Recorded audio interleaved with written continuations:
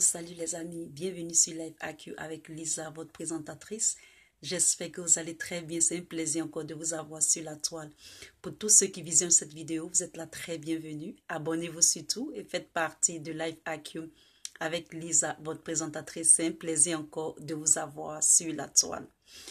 Je fais un grand coucou à tous les frères africains de la Guadeloupe, spécialement à monsieur Paul. La personne s'appelle Paul, il est de la Guadeloupe. Je te fais un grand coucou. Je fais un grand coucou aussi à tous mes abonnés du côté de l'Arabie Saoudite et puis de la Côte d'Ivoire, de l'Italie, du Canada, de l'Angleterre, etc., etc. Je vous fais de très très grands coucous. Alors, je viens ce matin dans cette vidéo, je reviens encore sur le problème des valises volées. Je reviens faire une autre vidéo sur les valises volées et l'incident qui est arrivé à Paris. Je refais encore cette vidéo parce que je n'étais pas trop dans le mood, Et donc, je reviens faire cette vidéo encore pour dire mes vérités à propos de tous les comportements des uns et des autres et surtout de certains cyberactivistes qui ont encore la mémoire de moineaux et surtout la mémoire pas du tout fraîche. Alors, je vais commencer par il y a des gens qui ont des raisonnements vraiment I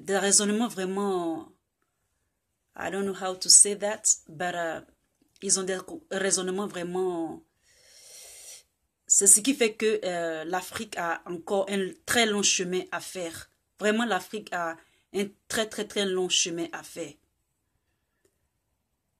Il y a des gens, ils sont tellement lessivés dans l'esprit, dans le comportement, que on assimilerait même que l'habit fait le moine. Il y a certains qui pensent que, je ne sais pas comment commencer cette vidéo, je ne sais pas qu'est-ce que dit exactement, tellement je suis dépassée par certains raisonnements, mais ce n'est pas grave. Si je suis dépassée, ce n'est pas grave.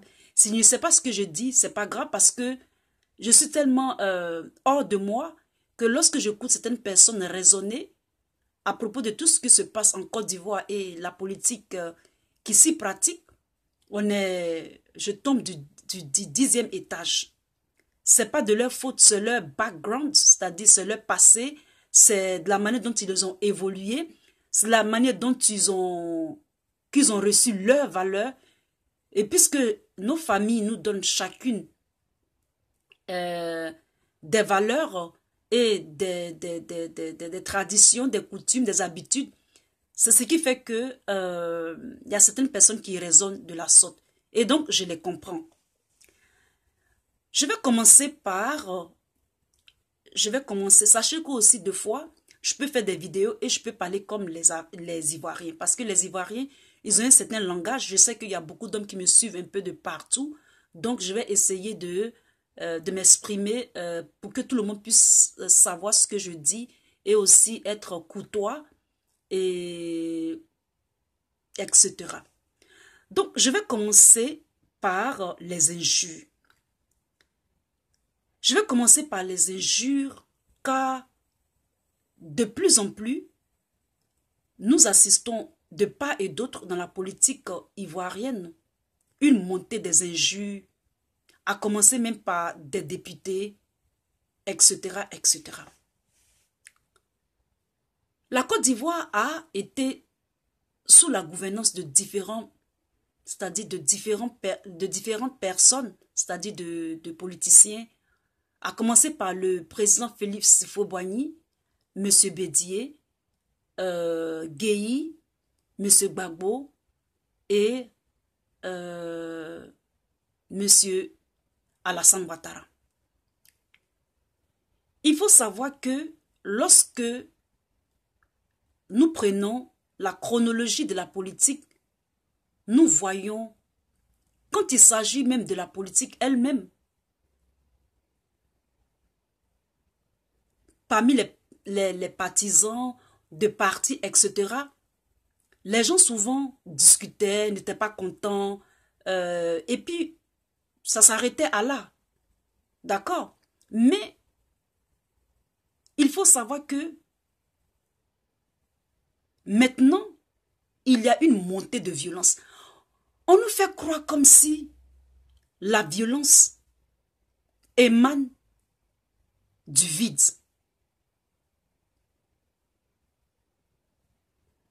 Les gens font croire que la violence émane du vide. Les injures. Ce qui est marrant, c'est que lorsque Madame Simone Gbagbo a été humiliée de la sorte, elle qui était une première dame, il n'y a pas de gens qui ont fait de vidéos pour ça. Une première dame qui a été humiliée de la sorte, ça ne vous a rien dit du tout. Mais lorsque on fait des vidéos, vous pensez que vos agents, c'est-à-dire vous pensez que ceux qui sont au pouvoir sont plus insultés, sont plus injuriés que ceux qui font la prison ou qui ont fait la prison ou qui ont été humiliés chez eux à la maison en petits dessous, des habits déchirés, des cheveux arrachés. Vous trouvez que ceux-là, ils sont moins humiliés que ceux que vous pensez qu'on insulte. De toutes les façons, de vous à nous, qui a été le premier humilié? Qui a été le premier humilié dans cette histoire? Il y a des gens qui sont offusqués. Ils sont offusqués que Madame Simone Gbagbo n'a rien fait. On vous a dit que les hôpitaux, les goudrons qu'on met là, on vous a dit que ces gens qui mettent là, ça vient de leur poche. C'est gratuit. Les hôpitaux à 5 étoiles. Tellement vous êtes ignorants et ignorantes que vous pensez que les dettes, la Côte d'Ivoire a de l'argent pour construire des hôpitaux de luxe, des hôpitaux 5 étoiles, avec des appareils cardiologiques, des appareils de je ne sais quoi, de psychiatrie, de n'importe quel appareil de technologie. Vous êtes ignorants. Vous êtes ignorants. Madame Alassane Ouattara, depuis qu'elle a été humiliée, depuis quand Madame Alassane Ouattara a été humiliée comme Madame Simone Gbagbo, depuis qu'elle était humiliée comme ça, on l'a humiliée comment? Vous trouvez que Madame Simone Gbagbo n'a pas fait quelque chose pour la Côte d'Ivoire? Mais est-ce qu'on l'a laissé même le temps même de pouvoir faire quelque chose? On lui a laissé le temps de pouvoir faire quelque chose?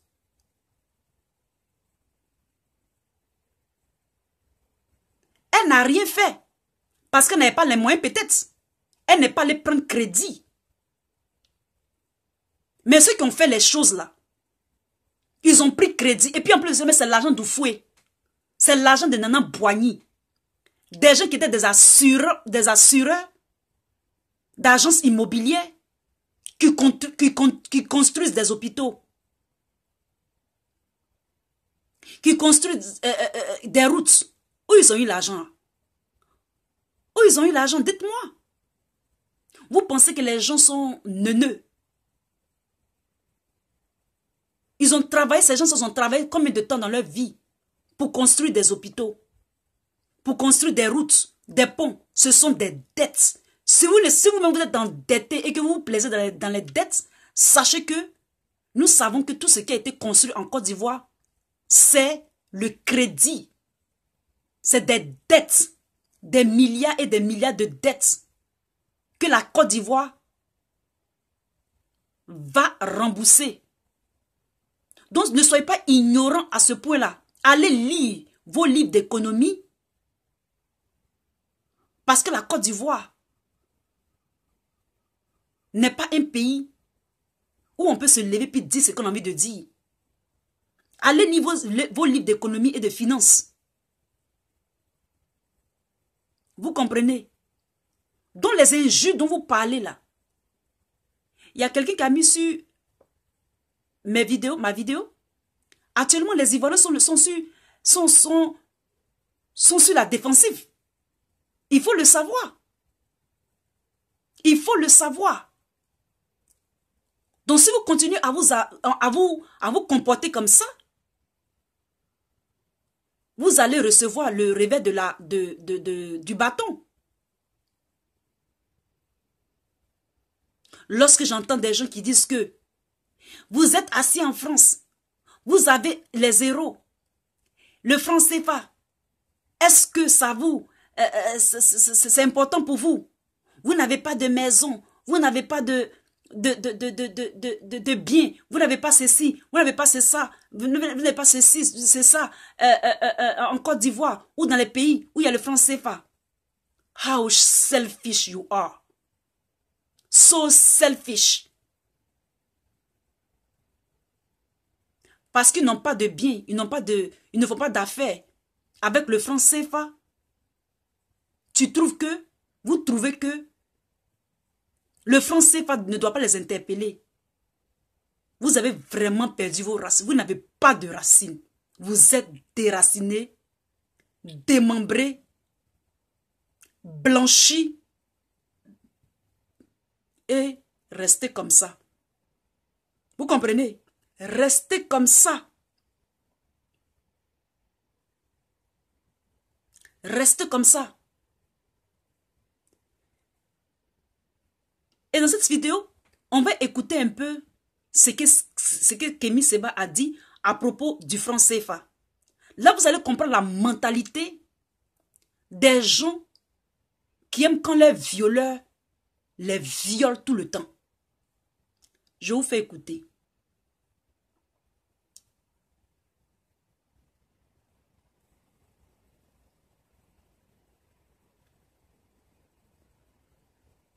What is it? Okay.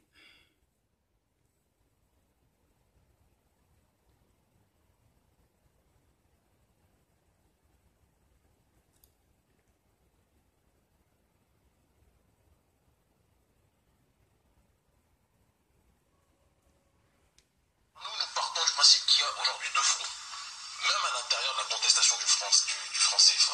Il y a des gens, l'intelligence africaine financée par la gauche française qui, grâce à ses institutions et ses structures altermondialistes, sont simplement dans une démarche non pas de rupture épistémologique totale avec l'impérialisme français, mais veulent simplement une démarche progressiste. Et j'appelle, quand je parle de progressisme, c'est comme si on est sur la plantation et certains vous disent, bon, on va pas brûler la plantation, on va se libérer un petit peu. Je prends une autre image. Bon, quelqu'un vous viole, l'impérialisme français vous viole, vous enfonce un bâton, pardonnez-moi l'image pour les femmes pieuses qui nous regardent, dans l'orifice de 30 cm, et le progressisme c'est de dire, bon, on retire de 2, 3, 4, 5 cm, au lieu de retirer complètement. Eh bien, nous partons du principe que nous ne voulons pas être violés. Qu'il est temps de retirer complètement ce bâton qu'ils nous ont enfoncé, ce bâton de l'impérialisme français. Et c'est pour ça que nous parlons d'une résurrection et d'une insurrection politique, civique, globale, et non pas parcellaire, qui consisterait, comme le voudrait l'impérialisme français, à ce qu'on s'incarcère dans le débat technique entre simplement les pros et les anti-français. Enfin, c'est une manœuvre dolosive. Quand les Français disent ça, c'est parce qu'ils veulent qu'on perde du temps, alors que des solutions pour sortir du franc CFA ont été trouvées par M. Pouémy depuis des années. Elles ont été trouvées par M. Kadhafi qui a été assassiné, entre autres, pour cette raison. Tout le monde sait aujourd'hui qu'il faut qu'on puisse être capable de se réapproprier nos ressources minières pour qu'on puisse appuyer sur celles-ci des banques centrales qui seraient restructurées afin qu'une monnaie puisse donc être complètement souveraine et indépendante et non plus arrimer à l'euro. Tout le monde sait qu'on doit passer par là. Mais pour ce faire, il faut qu'il y ait un combat global pour lutter contre la malgouvernance, contre la corruption, contre les avantages d'une intelligentsia qui est très riche, elle aussi, en franc CFA. Et c'est pour ça que nous sommes combattus à la fois par les africains et par les pseudo-intellectuels africains, même quand eux se disent être anti-CFA, ils font partie du problème. Et donc, vous comprenez Kémy Séba ici. Donc, Kémy Séba, ici, il explique que même l'intelligentsia, les pseudo-intellectuels qui raisonnent de la sorte, pourquoi est-ce qu'on parle du franc CFA? Pourquoi est-ce qu'on parle du franc CFA? Ils savent. C'est ce que je vous disais la dernière fois. Ceux qui se sont enrichis dans une monnaie, lorsque la monnaie disparaît, sont les plus perdants. Lorsque nous prenons le cas de l'euro, pourquoi est-ce que Marine Le Pen veut se battre pour que l'euro, pour que la France quitte l'euro? Si la France quitte l'euro, ce sera une perte pour ceux qui ont prospéré dans cette monnaie, et qui est la monnaie de la France. Vous comprenez? Et lorsque nous regardons l'euro, le pays qui prospère plus dans l'euro, c'est l'Allemagne. L'Allemagne sera perdante. Elle sera perdante si jamais la France quitte l'euro. Et comme le président Akufo l'a dit, sinon le président du Nigeria a dit, il faut couper le cordon ombilical. Kadhafi a déjà trouvé les moyens pour en sortir. C'est pour cela qu'on l'a tué. Donc ceux qui ne savent rien, qui se taisent, ils ne savent rien, ça peut être pour certains suicidaires. Mais des fois, il faut pas avoir peur. Il faut passer par là. Le franc CFA, c'est la seule monnaie qui tâtonne encore.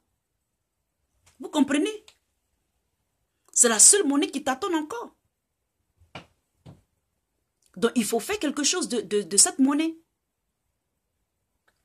Maintenant, pour finir cette vidéo, je vais parler des billes d'effet. Billes d'effet où? Tu es devenu maître conférencier ou bien tu es homme politique. Nous t'avons connu. Sinon que moi, je t'ai connu en tant que comédien. Tu avais une blouse noire là. Tu la portais, tu portais cette blouse là. Tu faisais marrer un peu. Mais lorsque je commençais à m'intéresser à ce qui se passe en Côte d'Ivoire, je vois que maintenant, je ne sais pas si tu es politologue, si tu es maître conférencier ou tu es politicien. Vous avez tellement la mémoire courte. Lorsque les autres ont été bombardés et tués, vous n'avez pas fait des discours pompeux. Mais lorsque on touche à vos mentors ou je ne sais quoi, vous vous mettez à râler. Sachez que les Ivoiriens sont sur la défensive. Soit on met de l'eau dans nous tous nos vins et on revient à la raison. Sinon, ça ne va pas se faire. Ça ne va pas du tout se faire. Donc, soyez impartiels. Lorsque vous prenez vos positions, vous comprenez? Cette histoire du pouvoir, c'est que le pouvoir qui est là, aujourd'hui, c'est celui-là, demain c'est l'autre. Vous comprenez? Aujourd'hui c'est celui-là, demain c'est l'autre. Et donc c'est mieux que la balance soit équitable. On ne sait plus si tu es politicien, si tu es politologue, si tu es comédien, ou bien peut-être que tu as raté ta vocation de comédien. Peut-être que tu vas réussir plus en politologue, moi je ne sais pas. Mais il y a quelque chose peut-être que tu as raté. Parce que moi je ne t'ai jamais connu politicien. Donc il faut arrêter pour toi. Contente-toi de faire ce que tu peux faire. Mais il faut être juste quand même. Donc c'était cette vidéo que je voulais faire aussi pour toi. Sache-le. Que nous les Ivoiriens, avec toutes ces souffrances, avec toutes nos pertes, ça nous fait réfléchir. Ça nous fait vraiment réfléchir. Et donc, il faut que nous sachions marcher sur les œufs. Parce que ce n'est pas toujours comment se laisser faire. On peut être calme, on peut comprendre les choses. Mais au début, c'était la paix qu'on prônait. Car la paix, ce n'est pas un vain mot, c'est un comportement. Mais on nous a imposé autre chose que la paix. Donc il faut qu'on réagisse. Il faut qu'on réagisse. C'était cette vidéo que je voulais faire pour toi, Guy des faits. Et à très bientôt pour tous ceux qui la visionnent. Bye, c'était Lisa.